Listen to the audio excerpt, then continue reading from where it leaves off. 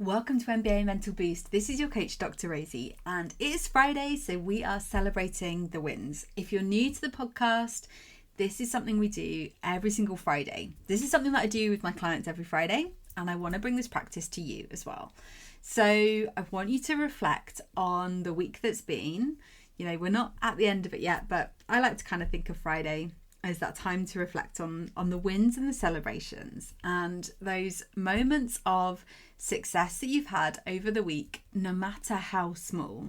And that is what I want you to hold on to, because sometimes clients find it really difficult to think of the wins. Well, you know, literally our team hasn't won this week. We lost a game. I don't feel that I played my best this week. You know, there were things that I could work on. And it's like, okay, we can still find those small wins, even if the win is that, you know what, I learned something about myself this week. Or, you know what, I noticed something that I can work on, that I can grow, that I can expand on for next week. Like I was able to step into a growth mindset as opposed to a fixed mindset, closing down, seeing things as kind of impossible or difficult to break out of, or, you know, hard to change or whatever. Everything's out of my control. Actually, you know what? We can have a win when we step into that growth mindset. So I want you to think about, no matter how big or small, you know, you might have had some big wins. Like, let's not forget that, yeah, we still can have big wins as well. It's more just that if you're struggling to find a win, bring it back to the small. But no matter how big, how small, let your mind go to thinking about the wins and the successes this week.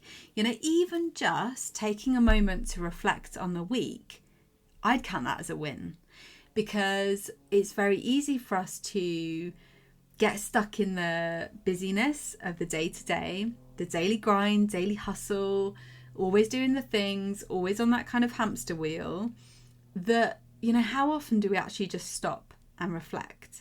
And that's what I do on a Friday. I call it my CEO day. I start the morning with reflecting on the week that's been. So sometimes, like this morning, it was like a proper deep dive into Instagram. I was looking at posts that were working, looking at kind of engagement, follows, likes, all of those kind of things. What kind of content was working? Because I want to make sure that I'm bringing the content to you and to my community that's actually going to serve you, that is the content that you want to be looking at. So I started the morning with kind of that deep dive. Then I also looked at like my business as a whole, but that also includes me. So I reflected on my self-care this week, on what I did for my soul, what I did for myself, how I showed up for my clients.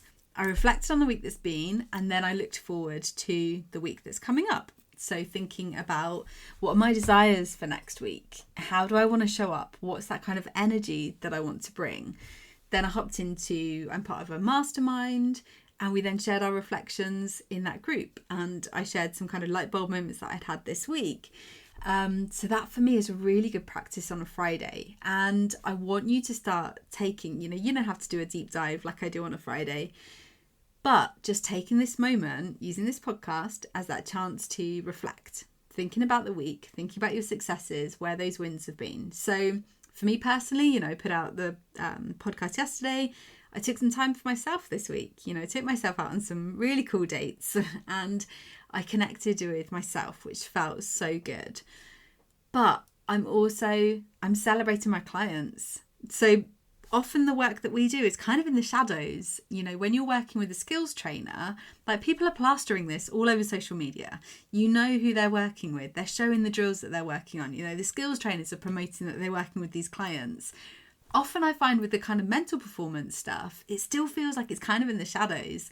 So, coaches might not even know that their players are working with me on their mental performance. So I am celebrating my clients this week because they are putting in the work day in and day out. They are being consistent with this. They are showing up for themselves even when it's hard. And that can be a real challenge. Stepping it up, showing up for yourself, reaching out to your coach and talking through, where you're at, where your thoughts are at, and then doing the work. So I am celebrating my clients for showing up, doing the work day in, day out, because they're not necessarily getting that kind of external validation, because people don't even know that they're doing this work.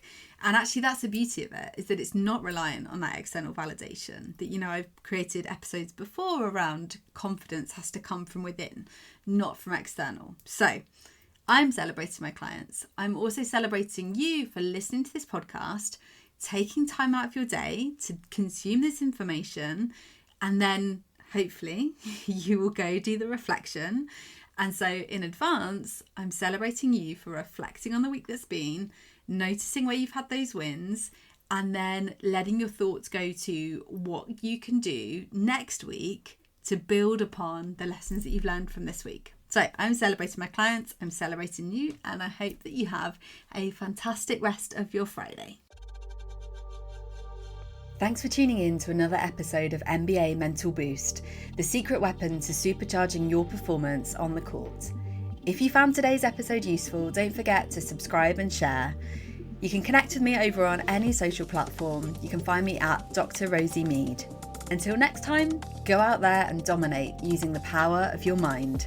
This is Dr Rosie, signing off.